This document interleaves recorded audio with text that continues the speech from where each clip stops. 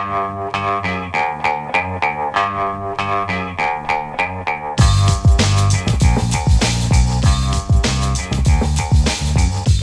the Brian Lehrer Show on WNYC. Good morning again, everyone. I'm Bridget Bergen, senior reporter in the WNYC and Gothamist newsroom, sitting in for Brian today. Here's some news from the Vatican that's important for the 2.5 million Catholics in the Archdiocese of New York. Cardinal Timothy Dolan is retiring, and Pope Leo has appointed the next leader of the church here in the Archdiocese that covers Manhattan, the Bronx, Staten Island, and several counties north of the city. His name is Ronald Hicks, and he's a Midwesterner, just like Pope Leo. Some observers have said his style and approach might also be similar to the new pope's, and if that's true, this will signal a big shift in leadership for New York's Catholics. Here with me now to talk about both Cardinal Dolan's legacy and the new Archbishop is Daniel Roeber, an associate professor and the chair of the Catholic Studies Department at Sacred Heart University. Hey, Professor Roeber, welcome back to WNYC. Great to be with you, Bridget. And Professor, we're going to get to Cardinal Dolan's legacy in a few minutes, but first, can you tell us a little bit about this new Archbishop, Ronald Hicks? Is he originally from the Midwest, and what kind of work has he done as a priest and a bishop? Sure. So he grew up in the south suburbs of Chicago, very close, as he said yesterday, to where Pope Leo grew up. And he is somebody who really takes inspiration from a saint named Oscar Romero. And I'd like to center that a little bit as we begin our conversation.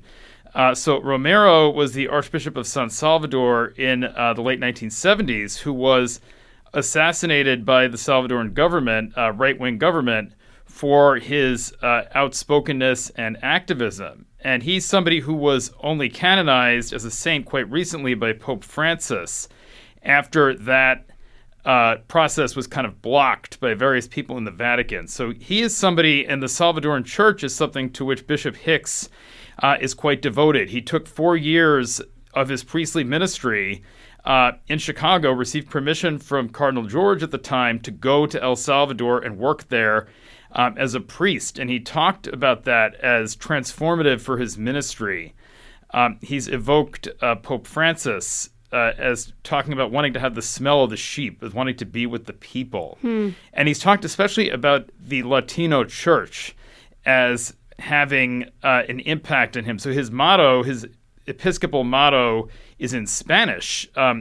So traditionally, bishops would have this in Latin, or more recently, a lot of American bishops have had it in English. But his is Paz y Bien, peace and good, which is the motto of the Franciscans, right? Which, of course, connect to Pope Francis and Saint Francis. So he is somebody who really takes inspiration from the Latino community and from his experiences in El Salvador, as well as that of St. Oscar Romero.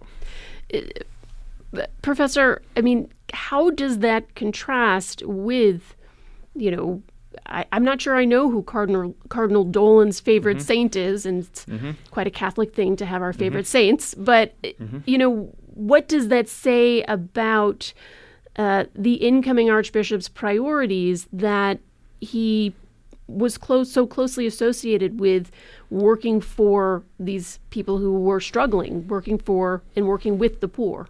I think it shows that he wants to be somebody on the ground with the people, right? There are many Catholics in this archdiocese who are poor, who are struggling, who are immigrants, who are people who are right now very afraid at what might happen to them. And he evoked that yesterday when he talked about immigrants coming here to the shores of New York City, right?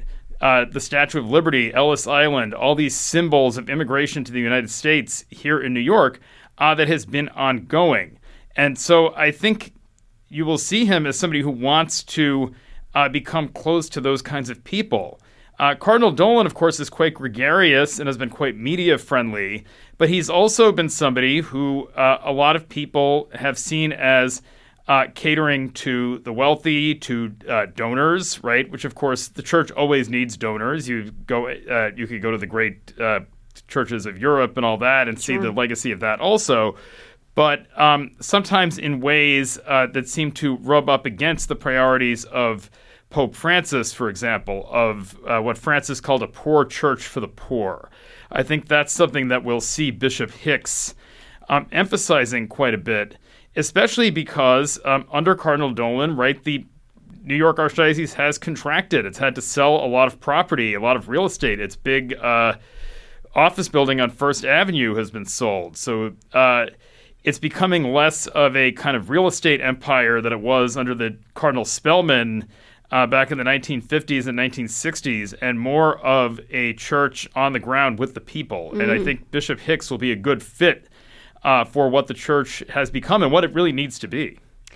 Listeners, especially Catholics or those of you with Catholic roots or maybe lapsed Catholics, we'd love to hear from you now. You can call and text to share your thoughts either about the outgoing leader of the New York Archdiocese, Cardinal Timothy Dolan, or the incoming Archbishop, Ronald Hicks. The number 212-433-WNYC. That's 212-433-9692. Do you have a memory of Cardinal Dolan, good or maybe not, to share? He was never shy about sharing his views on political life here in the city.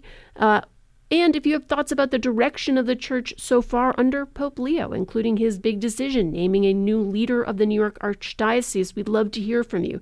The number 212-433-9692. You can call or text that number. And as those calls come in, I think something a lot of listeners might be wondering is, will the future Archbishop Hicks be more like Pope Francis, who seemed to be a bit more reform-minded and signaled acceptance to LGBTQ Catholics, and just a more openness for change? Or will he be more of a conservative voice within the church? What's your perspective on that? So as soon as the kind of rumors were confirmed that Bishop Hicks was being nominated, I immediately thought back to the famous line of Pope John Paul II when he appointed Cardinal O'Connor and said, "I want a man like me in New York." And Pope Leo appointing Bishop Hicks is very much in that vein, particularly in the sense that Bishop Hicks has immediately become kind of a Rorschach test for what Catholics think he might be, just as Pope Leo has been. But I think much like Leo, besides being from Chicago, he is a man who likes to listen. Who likes to pay attention to what's going on the ground. But he's also somebody who I think clearly has taken inspiration from Pope Francis, as did Pope Leo, right? Again, I mentioned his motto in Spanish, Paz y Bien, right? Echoing the motto of the Franciscans. Of course, Pope Francis was a Jesuit, but was evoking St. Francis with his name. And so I would see Bishop Hicks as being more comfortable with perhaps Pope Francis and his legacy than Cardinal Dolan was, right? He was somebody who came up through the ranks of the church in the days of John Paul II and Benedict XVI and had a particular way of going about things that kind of came out of that era. I think Bishop Hicks is more comfortable with synodality, right, which is this reform process of getting Catholics listening to one another, and of the church apparatus and institution listening to the people, of everybody being in conversation, having a conversational church. I think that's something that Bishop Hicks pursued in Joliet, something I would hope to see him pursue in New York. And again, Cardinal Dolan was outspoken politically, but he was and sponsored a lot of conservative initiatives, but was also somebody who was comfortable, did not interfere with the LGBT ministry of my friend Father Jim Martin from America Magazine, who founded Outreach Ministries, right, which has had conferences here in New York. So again, while Cardinal Dolan has associated with a lot of conservatives, he has not been the most hard line in terms of some of those pastoral realities compared to other bishops around the country. I want to talk a little bit more now about the outgoing Cardinal Timothy Dolan and his legacy. A listener texted, "Lapsed Catholic here, but fully gave up on Dolan as he did the convocation for Trump, I believe twice. Antithetical to any values I or my family hold dear." Professor, you were talking about how Cardinal Dolan has been more outspoken politically. What else should we know about his legacy? Sure. So I think, again, Cardinal Dolan became Archbishop of New York in 2009, right? And this was right around the time of the beginning of the Obama administration. And pretty shortly after being named Archbishop, Cardinal Dolan was also elected president of the United States Conference of Catholic Bishops, in a move that at the time was quite controversial because the vice president at the time, Bishop Gerald Kikanis, who ironically was a mentor to Bishop Hicks in Chicago, and was mentioned in one of the articles about him yesterday. But Cardinal Dolan became somebody who was in kind of combat with the Obama administration over the contraception mandate to the Affordable Care Act. And he became somebody who, in many ways, was critical of left and liberal political leanings and was more comfortable with conservatives, was more comfortable with President Trump than with President Obama, right, or even President Biden. And I think that did rub a lot of Catholics the wrong way. His phone call with President Trump from the pulpit of St. Patrick's during the pandemic in 2020, where he said he talked to President Trump more than he talked to his own mother, right? Yes, I think that did make people uncomfortable, especially because while Cardinal Dolan would say the right thing about the church's teaching on migrants, in many ways because it's undeniable, right? The church has teachings that are very pro-migrant, in favor of people being able to escape political persecution and poverty. He was somebody who was not seen as somebody who was going to go to the barricades for that. Again, I think this is something where Bishop Hicks may face tests fairly quickly, although it seems like perhaps after Mayor-elect Mamdani's meeting with Trump in the Oval Office that there may be some holding off on ICE activities here compared to other places like Hicks's native Chicago. But he is somebody who I think, especially with the model of Romero in mind, may be a bit more willing to be combative, to get in the streets, to make himself an object of criticism in a way that Cardinal Dolan clearly wanted to be liked by people on various sides, but was most comfortable, I think, with conservatives. I want to bring in some of our listeners. Let's go to Julie in Hastings, New York. Julie, welcome to WNYC. Thank you so much, and thanks for doing this segment. I agree with the guest on everything. One thing with regard to Cardinal Dolan and with regard to Bishop Hicks being, he spent a lot of the coverage has said that he is very much like Pope Leo, wanting to be a unifier, and I think that's true. And two examples, I think, are, on the one hand, at the press conference when Cardinal Dolan introduced Bishop Hicks, Cardinal Dolan said that he admired him, that he, that he admired him, and he gave him hugs and so forth. Even as the guest has indicated, Bishop Hicks is a admirer of Oscar Romero, that the Reagan administration supported the government that assassinated Archbishop Romero. So he's he has the potential to be a unifier, and I think that's his what he wants to do. And how do you square those two things, the conservative cardinal and the radical saint and the new bishop? Well, if you ask the new bishop how to understand him, he says, look to Jesus Christ. I'm trying to follow Jesus Christ, which may sound like trite, but I think he means the greatest commandment, love God and love your neighbor. Julie, thank you so much for that call. Thanks, Julie. Professor Rober, you want to react to that? Sure.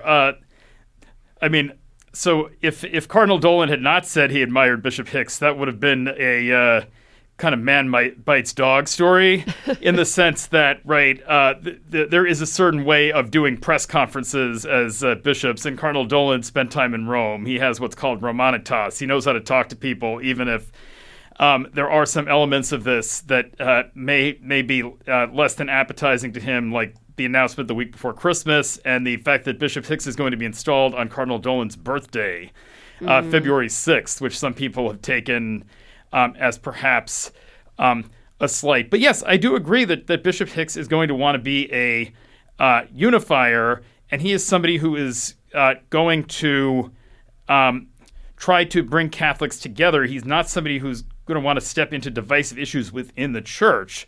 But I also think he's somebody who's going to need to look at ways to listen to Catholics who are not, who might be disaffected, who might be lapsed, who might have been uncomfortable with things that Cardinal Dolan did, like our previous texter said, right? Sure. There are some Catholics who have felt that under bishops like Cardinal Dolan that only very conservative Catholics are really Catholics. And I think Bishop Hicks is coming from a legacy in Chicago and elsewhere of trying to have more of an open door to various perspectives within the church. And I think that's a healthy balance.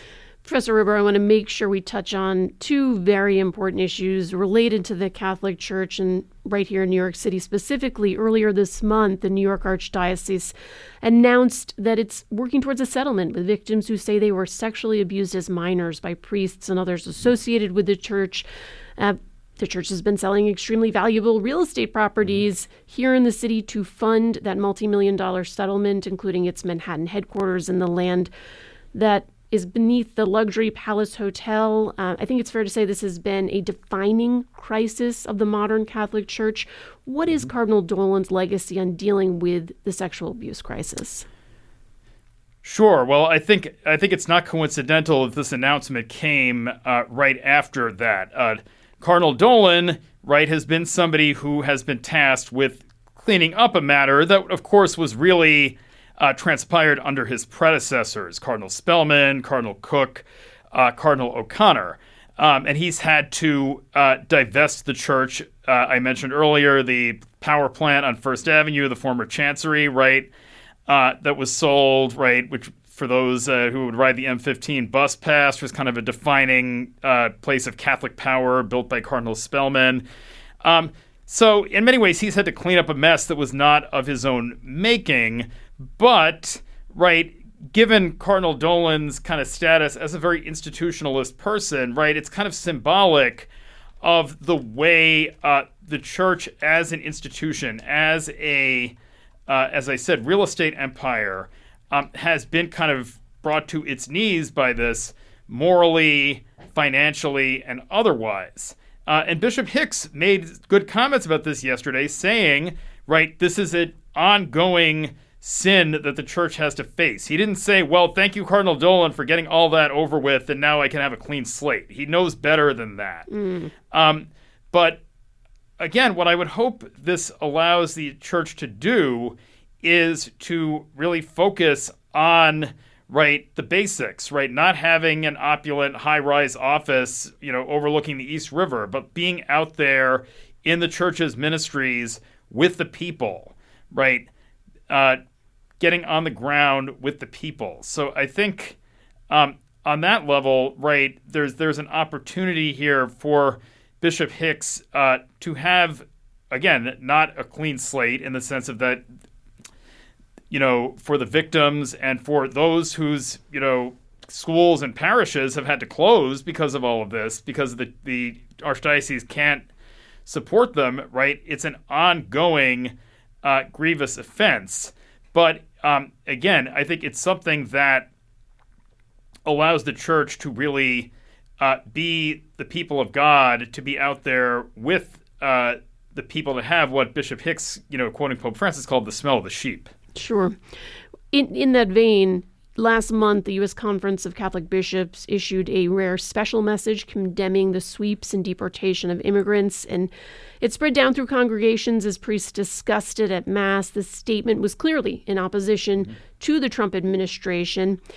Is the future Archbishop Hicks likely to be a strong advocate for immigrants here in the city? It sounds like from your description, wanting to, touch the smell of the sheep, if I paraphrase it correctly, he would be. Sure, and he's come out very strongly in favor of that statement. That statement was very much influenced by one of his mentors, Cardinal Timothy of Chicago, right, for whom he served as Vicar General, which is essentially top lieutenant for several years in Chicago. So yes, I think that is something that you will see him be very strong about. And again, he's somebody who's made so clear, right, that the Latino church is what formed him, right? He has spent time in El Salvador, where a lot of migrants are coming from, right? So with regard to these matters, or for that matter, with possible war in Venezuela, right, he is somebody who doesn't see these as theoretical matters. He has been there on the ground. He has seen the reality of where people are coming from and how they live. He has ministered to those people, right? He sees those people as part of the church, right, just as much or more than he sees the wealthy donors who bishops have to wine and dine in order to keep ministries open, right? And I think that's a really important thing. Professor, as we're also talking about Cardinal Dolan's legacy, has there been much critique of the role that Cardinal Dolan played, or frankly did not play, when it came to the migrant crisis here in the city over recent years? Yeah, I mean, again, I think, like I said, he is somebody who is willing to say the right things about the church's teaching on these matters, but is somebody who is, again, very comfortable with conservative wings of the church, many of which are well represented in the Trump administration, right? Again, he is somebody who has partnered very closely with the Napa Institute, run by Timothy Bush, a major conservative donor. They've put on events here in New York the past couple of years, major Eucharistic processions, right? So he's wanted to emphasize kind of piety and, right, wants to argue that there's sort of a resurgence in Catholic faith among young people, which I think is a bit more of a blip, or welcome in its way, but is not telling the whole story. He is somebody who has not looked to confront the administration on these matters. So, yeah, I think, but I don't think he's somebody that anybody expected to do that, frankly. Sure. Professor Rober, before we let you go, many of us are still getting to know Pope Leo so far. He's been the leader of the world's Catholics just since May of this year. What kind of mark do you think he's made? And, is there anything in particular you think is worth highlighting?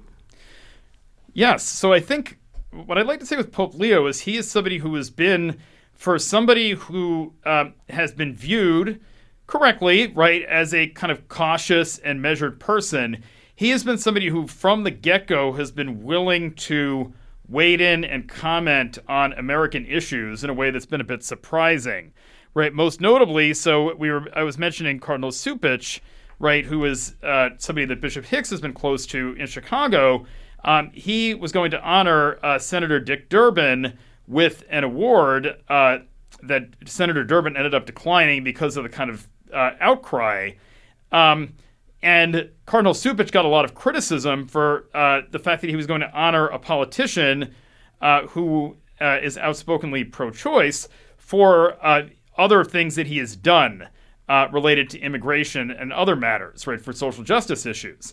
And someone asked Pope Leo about it, and Pope Leo, rather than just saying, as would be easy to say, well, I don't know much about this, and he actually started by saying, well, I don't know much about this, but then kind of showed that he did, and said, yeah, you have to understand, right, that the church has teachings on all of these things, right, that we can't just, delineate one side of the political aisle or the other, right? You can't have somebody saying, well, I'm all pro-life, but I'm anti-immigrant, and so I'm representing Catholic teaching. It doesn't work that way.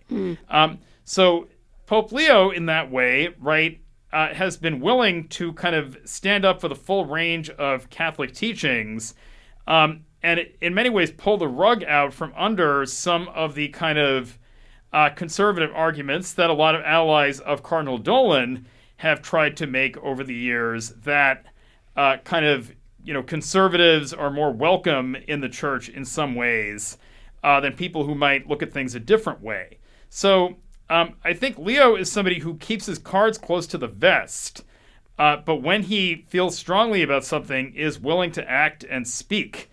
And I think it'll be very interesting to see how that continues to play out, particularly with various things that might or may not be happening. Professor Rober, just in our last 30 seconds, do you know if Bishop Hicks has welcomed women leaders into the Catholic Church, and if there's any chance we might see some modernization of the church in that respect? This is a great question, and I think this is something that's crucially important, right? So recently, again, another thing that came out that was not from Pope Leo was recently a document from the Vatican kind of disappointingly punting again on the question of women's ordination as deacons. What I will say is, with each generation, one would hope that you find leaders who are more comfortable being around and working with women, right, which some leaders in the past have not shown. I would recommend, too, as somebody who is a devotee to the martyrs of El Salvador, that I would hope that Bishop Hicks brings forward 2 New Yorkers who were murdered there shortly after Archbishop Romero, Ida Ford and Maura Clark, right? Both examples that would be very helpful for thinking about women's leadership and ministry in the church. My guest has been Daniel Rober, an associate professor and chair of the Catholic Studies Department at Sacred Heart University. Professor Rober, thanks so much for your insight and for coming into the show. Have a great week, holiday week next week.